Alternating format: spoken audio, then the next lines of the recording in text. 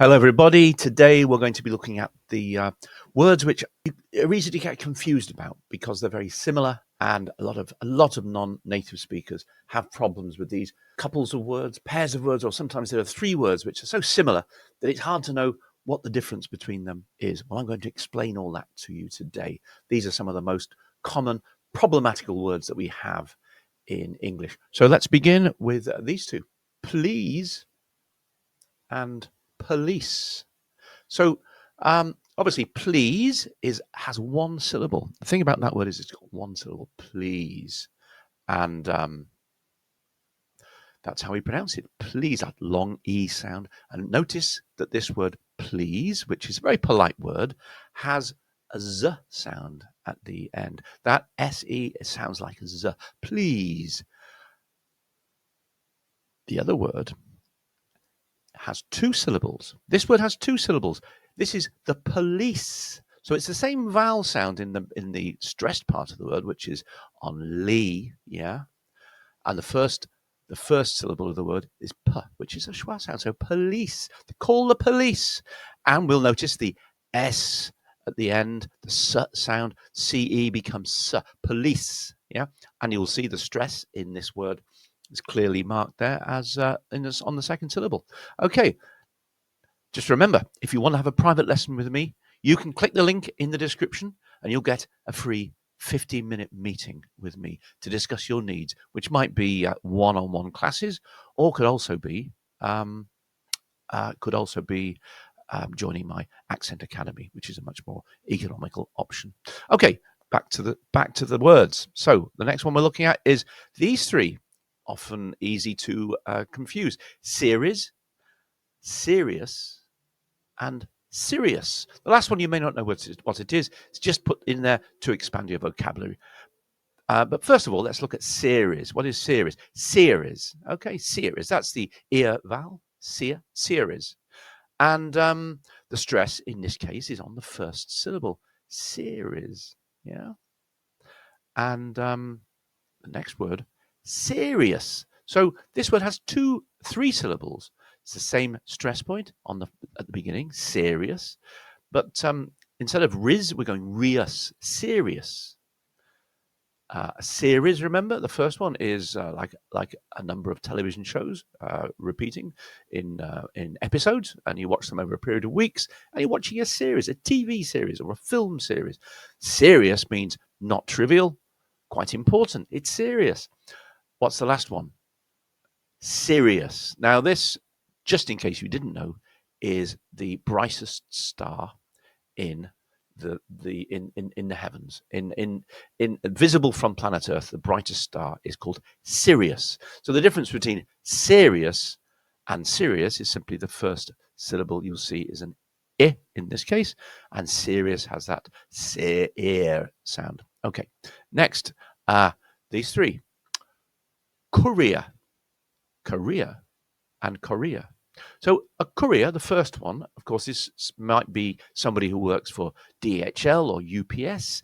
It could also be used to describe a company like DHL or UPS.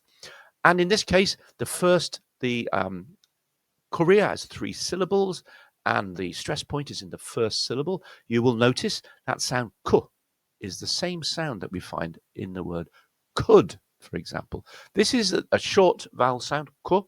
I call it vowel number 6, and this sound also occurs with the word cook. So ku, courier, could, and cook all use the same sound. And the stress point there on the first syllable, courier.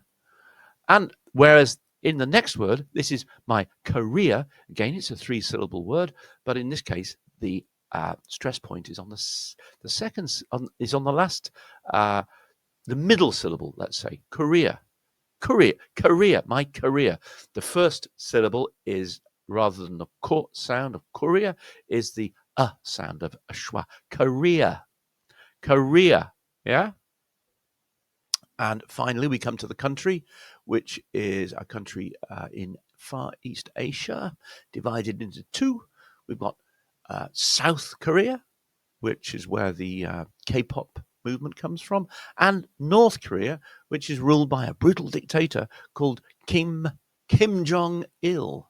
So we've got North and South Korea, and I think the difference between this word and the word above it, Korea, is simply that there's a slight difference in the first vowel rather than the first syllable, rather than being k, as in that's a schwa sound. I think the sound of the first syllable is more like Korea. Yeah, but very, very subtle difference. But it's important to know the difference between these three words. He's a courier from UPS. I have had a brilliant career, and I'm going to travel to South Korea to see BTS play, for example. Okay, now we're not to we now looking at service and surface. What about service? See, the difference between these in terms of their pronunciation is very tiny. Service and surface. With service, we've got the middle consonant is a V sound, but exactly the sound at the beginning is service. The second one is the same stress point, the same sir, even though it's spelled with S-U-R as opposed to S-E-R. And the middle consonant is a F rather than a V. But they make all the other sounds in both these words are the same. Service or surface. Service is what you get in a restaurant, it's what you pay a tip for. And a surface is the outer layer of an object. For example, the skin, you could say the surface of something like you use in your kitchen. You have the work surface where you can chop up your vegetables. Okay, next we're looking at collar and colour. Now, collar, this is my collar. It's something that goes around the neck. Could also be a dog's collar, for example, which you'd attach your lead to it to stop your dog running away. And this is pronounced collar. Yeah, so we've got the stress point on the first syllable, collar. And the second syllable is a good example of a schwa sound, the L followed by a schwa, collar. The second word is colour. And the difference here is that sound is an sound, colour. The second syllable is an as well. What's the difference between these two sounds? Well, the first one, ka, is you would categorize as a short U, the same sound you get in cut, or same sound you get in but. Yeah, that's that's a stressed sound. The second syllable is an unstressed sound, and that's what we would like to call what we call a schwa sound. Yeah, so it's an unstressed sound, and this shape of word where we have a stressed followed by an unstressed is actually very common, especially in words actually spelt with a letter O, where you might expect it to be collar like that. This one is colour. The O is an sound, and there are some other words that do this, like mother, yeah, colour, mother, or other, very common word, other. Stresses on the first syllable, so that again, this here is a short U. This here is a short U in effect because it's stressed. Look at this one here, butter, yeah. Again, we've got that short U followed by a schwa sound. They sound the same, and The only difference is this is stressed, and this one isn't. This is stressed, this isn't. This is stressed, this isn't, and so on. Okay, moving on to the next one. We've got these words. The real comparison is between accept and accept. You'll see how this is one of these words where the double C is actually represents two sounds. One is k and one is s. Accept. Yeah. So we see it here.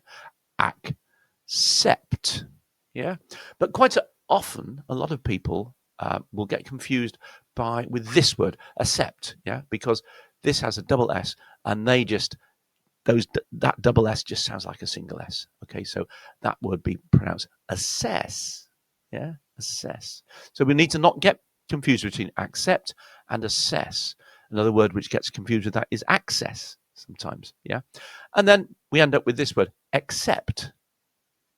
So the only difference between this and this is the a and the e. Even though the spelling is different, here the accept is represented by a C and a letter C. Here, the X represents the cut sound, and the C here, as you find here, it represents the S. So accept assess, and accept. Accept, there we are. You could say, some people might say that because of the law of the right movement of strong sounds, that k, accept, is sort of moving over there. And, I guess it is. The more fluent you are, the more the tendency, if you analyze the actual waveforms of the speech, that the cut sound has actually moved onto the next syllable. Accept, accept, accept, accept. Yeah. Okay. These two often cause a lot of confusion. Okay. The first one is lose. Yeah. Lose. That means that is to lose something. That's a verb. That means that sound at the end is a z sound. Lose. Yeah. Whereas the one below actually is loose with an s sound. Lose is this one. Lose is the verb. To lose something. To lose your mind. To lose your phone. Yeah. To lose. This one is an adjective, describes the sensation of something being not tight, like my shirt is quite loose. Yeah. And the difference between them is simply the sound at the end, where here the SE produces a Z sound, here the SE produces an S sound, but that's the only difference. So again, we've got the thing between these two words are very, very similar. They're identical in their spelling, and they cause a lot of confusion, even more so than loose and lose, actually. And the problem with these is that there's no way of knowing, apart from context, which one applies. So this one here, the first one, is an adjective. Right? How close are you? How close is this town? Can we get there in half an hour? Close. Now, what we've got there is an ending with an S sound, yeah? So that what we've got there is an ending with an S sound, yeah? So close, that is the adjective, yeah? The other one, the second one, to close, that's a verb. Can you close the door? I'm going to close the door. Are you close enough to close the deal? I'm close to closing the deal, for example. Okay, so those need to be thought about quite carefully to make sure you don't make that mistake. Okay, close, yeah. These two often get confused, quite and quiet. Now you'll notice the first one, quite, is a one-syllable word, so it's very easy enough to know where to stress that word. You don't have to think at all. The second one is a two-syllable word, quiet. Be quiet. So quite means almost or slightly, yeah, quite nice.